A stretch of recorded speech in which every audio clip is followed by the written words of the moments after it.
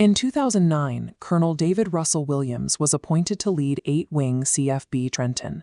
He was the commander of Canada's largest air base, a position that demanded the highest level of trust and military discipline. His career was defined by elite service. As a pilot for the 412 Transport Squadron, he was responsible for flying prime ministers, foreign dignitaries, and Queen Elizabeth II. But forensic evidence later revealed a second, clandestine record. While rising through the ranks, Williams had also amassed a count of 88 documented criminal offenses. The total scope included 82 fetish burglaries and 2 violent home invasions. The escalation reached a lethal peak with the murders of Corporal Marie-France Comeau and Jessica Lloyd. Williams is categorized by experts as a primary psychopath.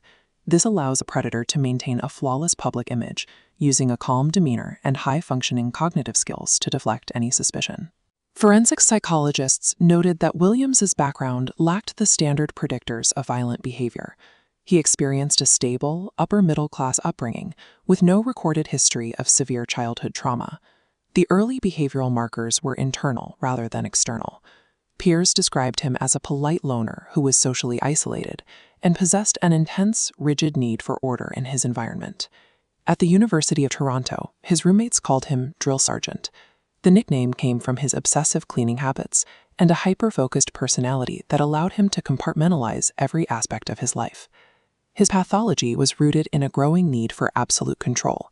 He found a home in the military structure, where the same traits that made him an effective commander also shielded his escalating deviancy.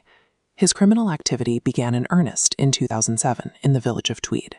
These were planned, non-contact fetish burglaries, where he broke into neighbors' homes to steal personal items from women and girls. The scale of these thefts was significant. This timeline tracks 82 break-ins over 3 years, collecting over 1,400 stolen garments.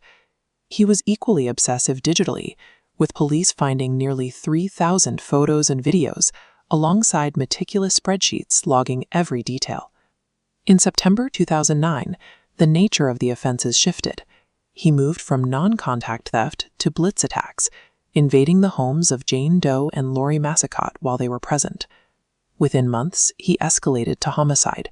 He assaulted and killed Corporal Marie-France Comeau in late 2009 and Jessica Lloyd in early 2010.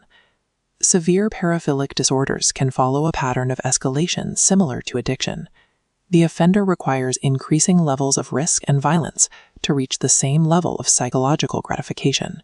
Williams demonstrated a remarkable ability to separate his behaviors.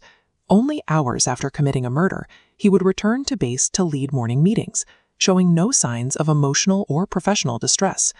Unlike secondary psychopaths, who were often impulsive, Williams was highly organized. His emotional detachment allowed him to meticulously plan his crimes and manage his public life simultaneously. His motive centered on the exercise of absolute power. The assaults were calculated acts of domination, providing a psychological release from the rigid expectations of his military command. Ultimately, his military discipline didn't act as a deterrent. He utilized those same organizational skills to execute his offenses and successfully conceal his activities from his family and colleagues. His capture was triggered by forensic evidence left at the Jessica Lloyd scene.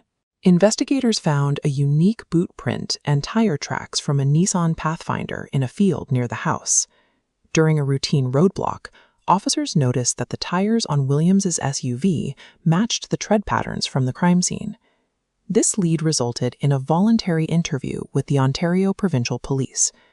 Detective Sergeant Jim Smith used a strategic approach, treating the colonel as a respected peer. By establishing a professional rapport, he encouraged Williams to speak freely without feeling immediately cornered. Smith eventually transitioned to the physical evidence, presenting side-by-side photographs that matched the tracks and boot prints to the vehicle Williams drove and the boots he was wearing in the room. When the evidence became undeniable, the colonel's composure broke.